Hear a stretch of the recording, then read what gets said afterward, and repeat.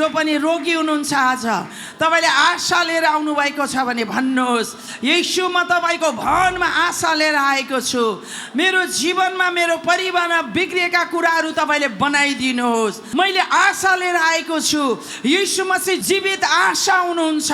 हरेकले भन्नुहोस्, तपाईका रोगहरू परिवारका निराशाहरू ल्याएर येशू ख्रीष्टदेखि टाढा बनाउन पाउने छैन। अहिले नै तपाईले त्यसलाई आज्ञा गरेर भन्नुहोस्, येशू ख्रीष्टको नाउँमा त आज जानै पर्छ। एक-एकको परिवारमा म येशूको रगत लगाउँदछु। एक-एकका बालबच्चामा येशूको रगत लगाएर म चंगाई माग्दछु येशू ख्रीष्टको नाउँमा। येशूको नाउँमा हालेलुया। नमिलेका कामहरू बन्ने छन्, मिल्ने छ।